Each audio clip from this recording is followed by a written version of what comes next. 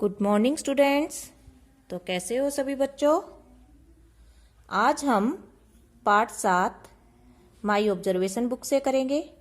तो देखिए हमने पार्ट 6 तक कार्य पूरा कर लिया है। आगे हम प्रश्न नंबर 7 करेंगे। तो देखिए प्रश्न नंबर 7 में क्या दिया हुआ है। चित्रों के सामने उनसे जुड़े उचित विशेषण शब्द में रंग भरिए। तो क्या करना है हमें, जो ये चित्र दिए गए हैं इधर, जो इसमें उचित विशेषण है उसी में हम रंग भरेंगे। ठीक है बच्चों। तो ये सारे जो दिए गए हैं आगे वर्ड्स, तो ये क्या है, सारे विशेषण शब्द दिए हैं।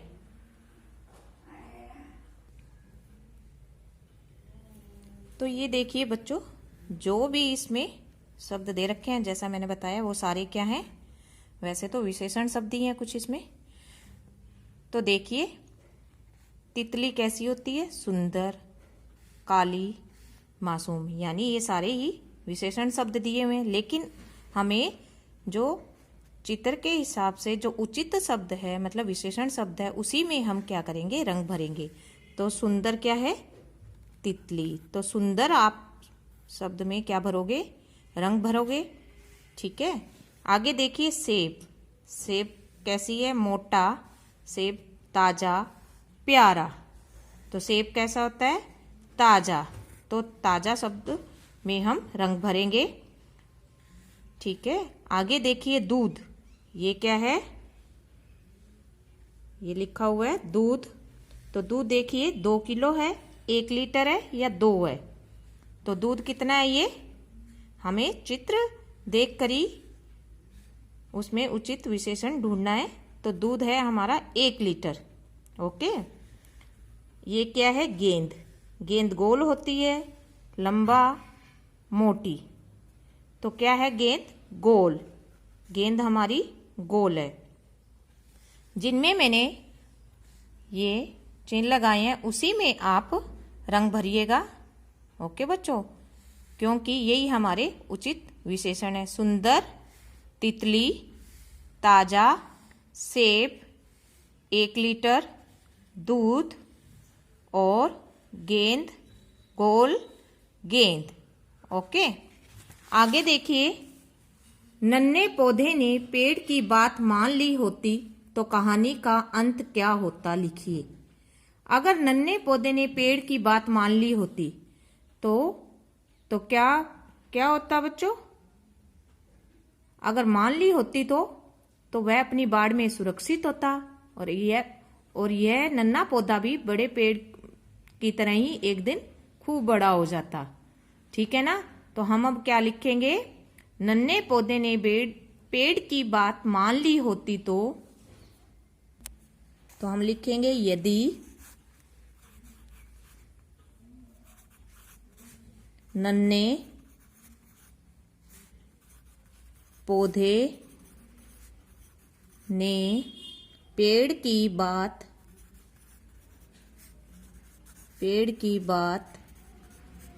मान ली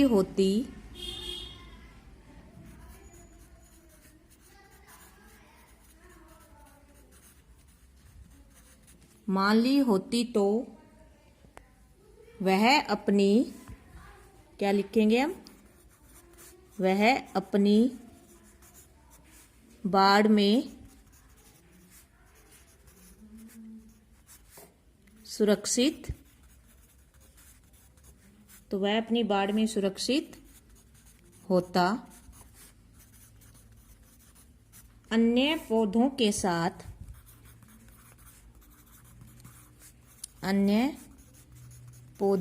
साथ बड़ा होने का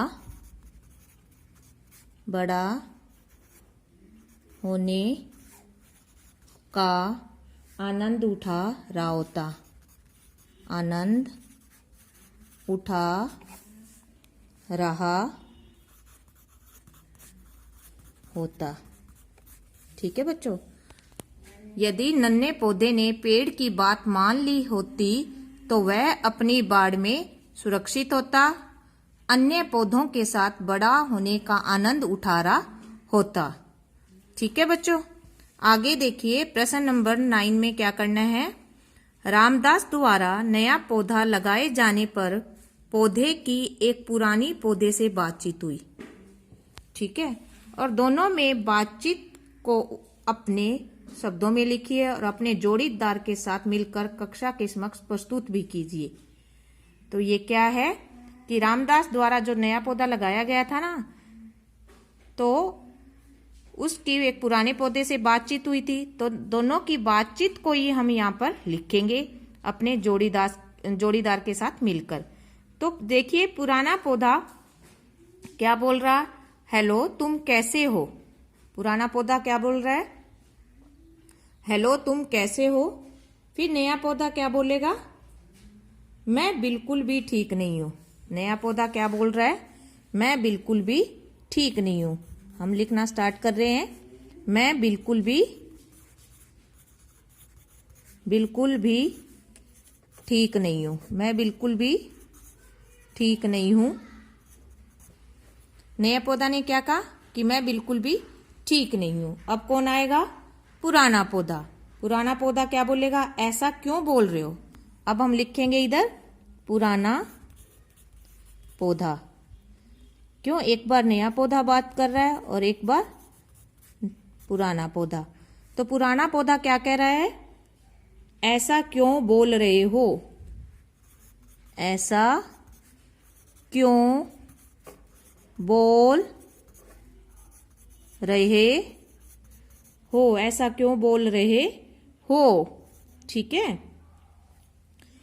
तो अब कौन जवाब देगा, नया पौधा। नया पौधा क्या कह रहा है, बाढ़ में रहकर कोई ठीक कैसे रह सकता है। नया पौधा क्या कहेगा, बाढ़ में रहकर कोई ठीक कैसे रह सकता है। अब हम नए पौधे की बात लिखेंगे,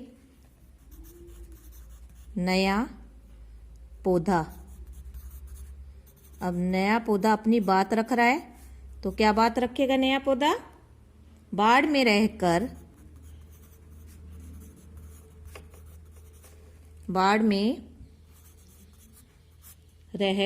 कोई ठीक कैसे रह सकता है। कैसे रह सकता है।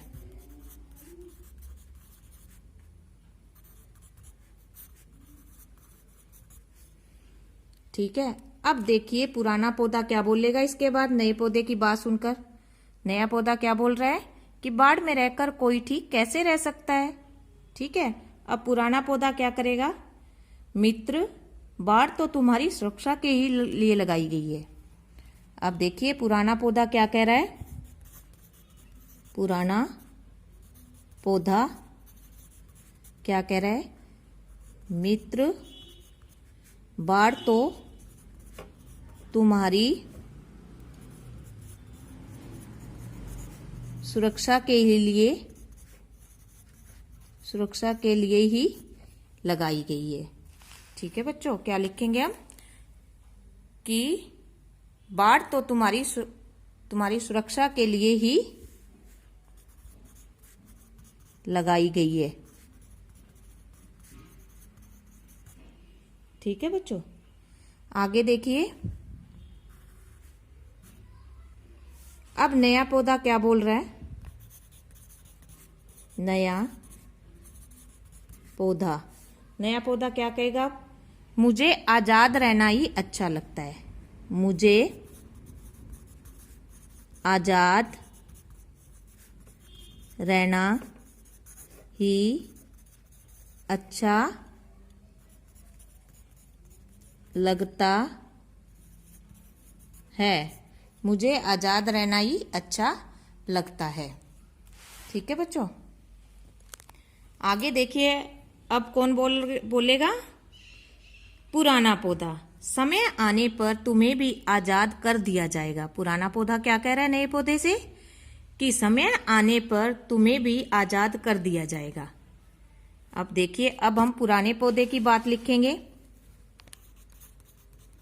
पुराना पौधा कि समय आने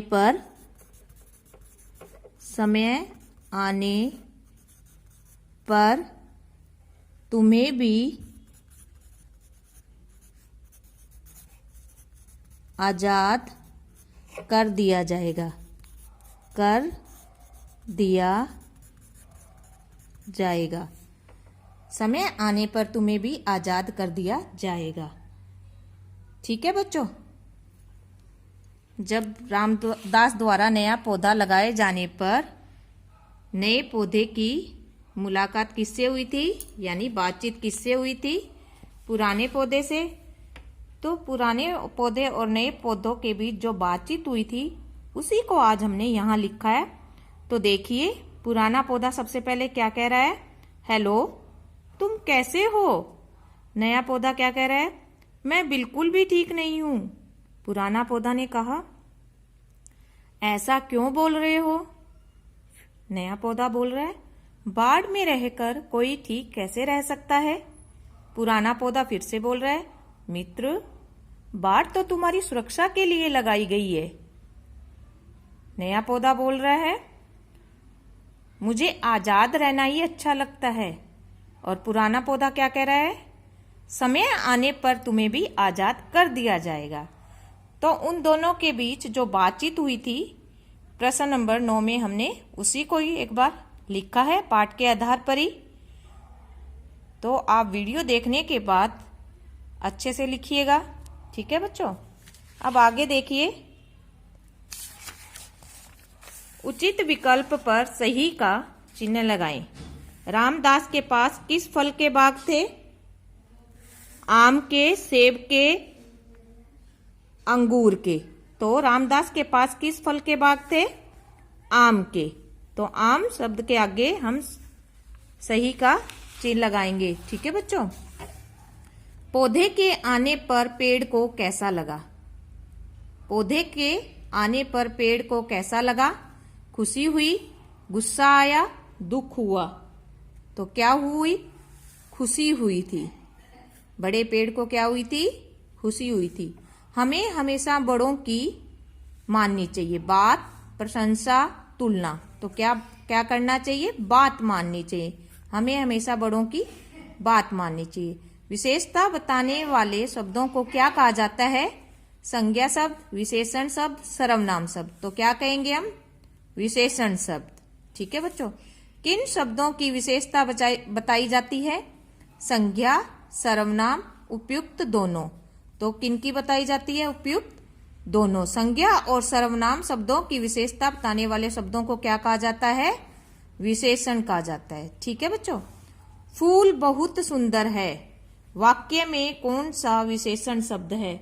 फूल बहुत सुंदर है। तो इसमें कौन सा शब्द विशेषण है? फूल बहुत सुंदर। तो क्या आएगा? सुंदर। हम सुंदर पे सही का चिन्ह लगाएंगे। पेड़ पर कई आम लगे हैं। वाक्य में कौन सा विशेषण प्रकार है? संख्या, गुण, आकार। तो इसमें कई क्या हो गए? संख्या बता रहा है ना। तो कई में हम क्या आ जाती है? संख्या। पेड़ पर कई आम लगे हैं तो संख्या पे हम सही का चिन्ह लगाएंगे। तेज हवा चलने पर नन्हे पौधे ने क्या किया? रोने लगा, पूरी ताकत लगाकर निकलने की कोशिश करने लगा, जोर से हंसने लगा। तो क्या किया था इन तीनों में से? पूरी ताकत लगाकर निकलने की कोशिश करने लगा। आगे देखिए, सुमन समझदार लड़की है। वाक्य में कौन सा शब्द विशेषण है? सुमन समझदार लड़की। तो कौन सा विशेषण शब्द हुआ इसमें से? समझदार। तो हम समझदार पे सही का निशान लगाएंगे। गोल शब्द क्या कहलाता है? संख्या, आकार, रंग। तो गोल क्या चीज होती है बच्चों? आकार ही होता है। संख्या में तो 1 2 3 4 आते हैं। ठीक है। रंग में क्या आती है? लाल, पीला, हरा, नीला। तो आकार कैसा होता है? गोल। ओके। तो चलिए एक बार हम रिवाइज करते हैं। रामदास के पास किस फल के बाग थे? आम। पौधे के आने पर पेड़ को कैसा लगा? खुशी हुई। हमें हमेशा बड़ों की बात माननी चाहिए। विशेषता बताने वाले शब्दों को क्या कहा जाता है? विशेषण शब्द। किन शब्दों की विशेषता बताई जाती है? उपयुक्त दोनों यानी संज्ञा और सर्वनाम शब्दों की। फूल बहुत सुंदर है, विशेषण कौन सा है इसमें से? सुंदर। पेड़ पर कई आम लगे हैं, इसमें विशेषण कौन सा है? कई, मतलब संख्या दर्शा रहा है। तेज हवा चलने पर नन्हे पौधे ने क्या किया? पूरी ताकत लगाकर निकलने की कोशिश करने लगा। सुमन समझदार लड़की है, विशेषण कौन सा इसमें? समझदार। गोल शब्द क्या बताता है? आकार। तो देखिए बच्चों, आज हमारा पाठ 7 ये कंप्लीट हो गया है। तो आप मेरी वीडियो अच्छे से सुनिए और देखिए, उसके बाद अपना चैप्टर 7 को कंप्लीट कीजिएगा। ओके बच्चों।